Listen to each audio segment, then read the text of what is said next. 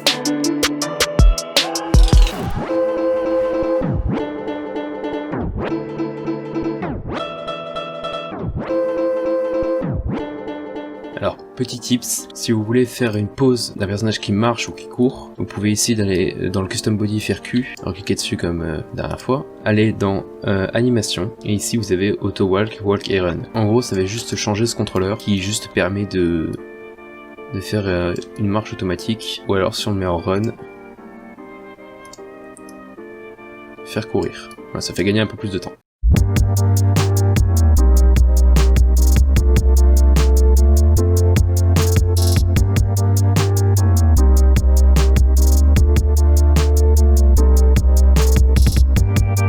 Autre petit tips, si votre caméra commence à faire des trucs zarb comme ça, à se déplacer ultra vite, là par exemple je sélectionne la tête, donc tout va bien. Mais en réalité si je veux sélectionner le user data, vous voyez que ça sélectionne ce qu'il y a derrière. Donc plusieurs solutions, soit vous cachez tout simplement la map, soit ici dans le custom body, vous venez mettre le user data en solide. Voilà.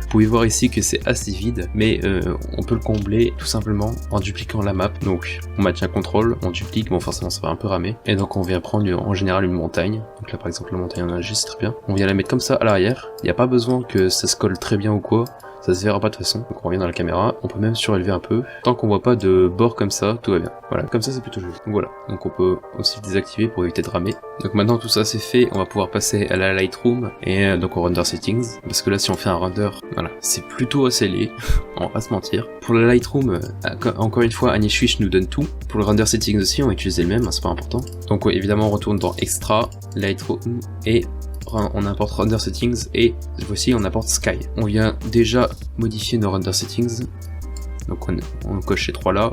Ici on met en 1080. Par contre on ne coche pas le canal alpha parce que on veut pas un rendu transparent. Voilà, donc vous pouvez voir que le sky ça a effectivement apporté ce qu'on appelle une sky sphere. Le soleil est déjà là en plus avec le preset d'Anish. On va déjà modifier un petit peu pour qu'il nous convienne un peu mieux. Donc on vient ouvrir ici, on ouvre sun, on prend light et on fait afficher l'illumination. Voilà, donc il y a ça qui apparaît. Et moi ce que je vous conseille c'est de le faire aller très loin, pas trop loin non plus. On vient faire un 180 avec la lumière. Donc en maintenant mâche pour faire activer la quantification. Et un petit problème qu'Anish n'a pas résolu, mais on peut le régler ici, c'est que le soleil a une ombre, ce qui n'est pas logique. Donc ici on vient faire clic droit sur sun et on vient faire rendu. Et là on désactive ombre portée et ombre reçue. Donc le trait qu'on a fait afficher, c'est juste pour signifier la rotation des ombres, enfin la rotation de la lumière, etc. C'est plutôt utile pour savoir comment on place le soleil, etc. Alors moi pour placer le soleil, je fais juste un clic molette. Donc on a plusieurs caméras qui apparaissent. Donc on peut dézoomer un peu quand même. Et ici je viens juste déplacer le soleil.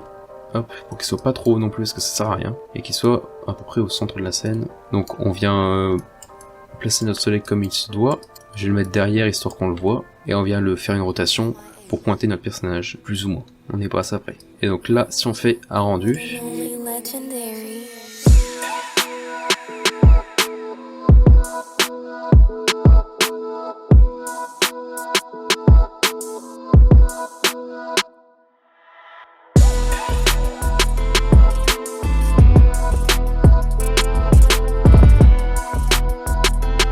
Donc voilà, donc on a un render qui est vraiment pas mal.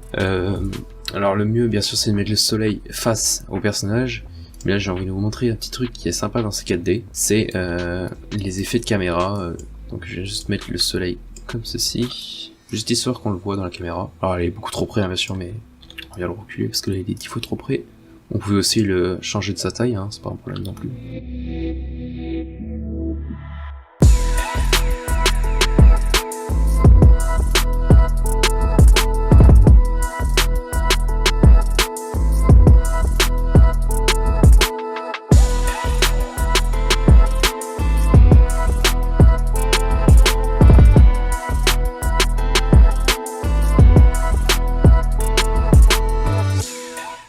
Donc voilà, Donc vous pouvez voir que rendu, le soleil rend vraiment bien avec les petits effets de caméra comme ça qui sont assez stylés franchement. Donc voilà, donc là on a un beau rendu. Maintenant je vais vous montrer quelques petites astuces pour le rendre encore plus beau, donc notamment en rajoutant de l'herbe 3D, des feuilles qui bougent, etc. Alors on va déjà commencer par les feuilles qui bougent, parce que là elles sont toutes plates, voilà, elles sont bien carrées comme il faut, mais nous on voudrait qu'elles aient un peu de mouvement, un peu de fluidité, qu'elles aient un peu de vie quoi. Donc on va utiliser un rig de Tag Animations, je sais pas, il y a un Z à la fin, donc je le mets tous les liens sont dans la description, hein, toujours je prends bien soin de bien remplir la description comme il se doit. Donc on va venir l'importer, donc ouvrir, et donc c'est Moving Elements, je l'importe, voilà, qu'on a ça qui apparaît, et on vient importer Moving Element Presets. Et donc là on va juste cliquer sur l'objet qu'on va faire bouger, en l'occurrence les feuilles. Ici dans la hiérarchie on va faire un petit S comme la dernière fois pour hop tout afficher, et on vient sortir les feuilles pour que ce soit un peu plus pratique. Voilà, et on vient mettre Moving Element Preset V1 dans les feuilles. Donc voilà, donc vous pouvez voir c'est un peu bougé mais c'est pas assez moi je trouve, donc je mets toujours un peu plus. Donc ici dans Moving Elements on vient changer la hauteur, évidemment faut pas le mettre comme ça, hein.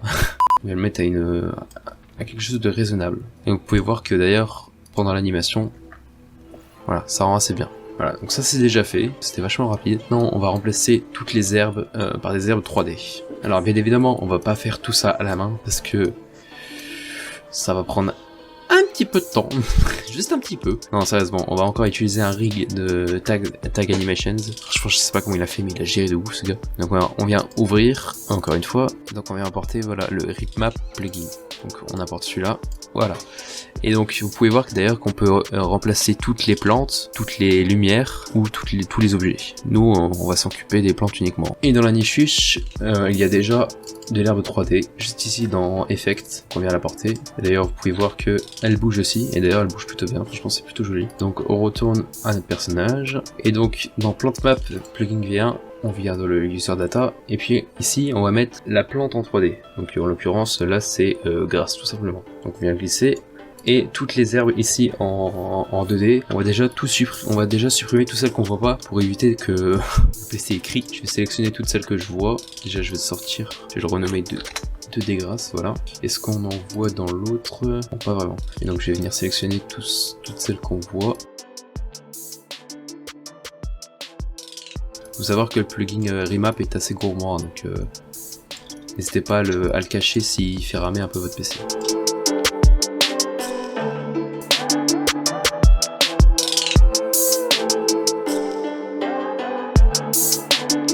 Donc là si on fait sup, vous pouvez voir que ça a absolument presque rien changé. C'est parce qu'en réalité il y a donc deux surfaces, donc une et deux, qu'il faut bien toutes sélectionner. Donc pour ça on se met dans ce mode là, donc clic molette pour sélectionner ça. On va réduire un peu la taille, donc shift et clic molette avec l'outil sélection bien sûr. Et ici dans option du pinceau de sélection, on vient décocher, se limiter aux éléments visibles. Et là tant qu'à faire, je vais peut-être réafficher ma caméra.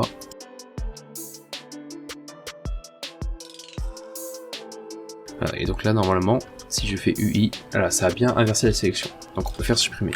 Donc on retourne dans le Plant Map plugin, et cette fois-ci donc dans le deuxième on vient importer les feuilles 2D. Et ici dans Layer on vient tout désactiver. On peut désactiver les 2D grasses dans le rendu et dans le viewport. Et ici dans le Plant Map plugin, on vient modifier ici dans Random Rotation, on vient changer un peu la valeur, histoire que ce soit un peu plus réaliste. Alors par contre je sais pas du tout pourquoi toutes les herbes sont blanches, je vais essayer de trouver la raison, puis je vous le dis tout à l'heure. Bon là du coup je sais vraiment pas pourquoi ça fait une texture blanche pour les objets rajoutés.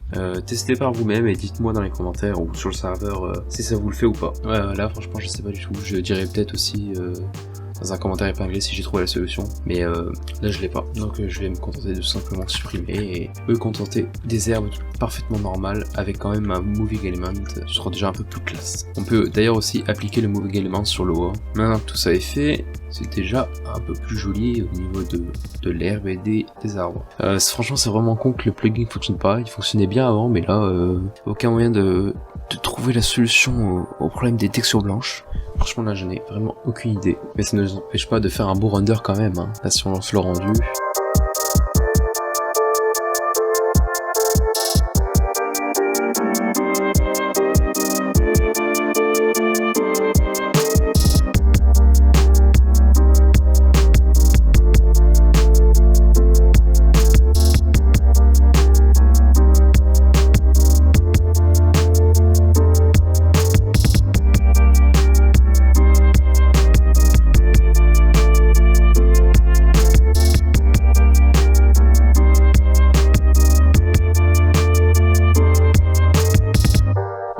quand même un beau rendu, on va pas s'en plaindre. Les 3D c'est pas si important que ça aura juste un côté esthétique. Donc c'est sur ça que se termine cette vidéo. N'hésitez pas à la liker, la partager et à vous abonner en activant la cloche si ça vous a plu. Évidemment le render est dans la description aussi, hein. Je mets même le taille code, je mets tout. Sur ce je vous dis au revoir, prenez soin de vous, ciao.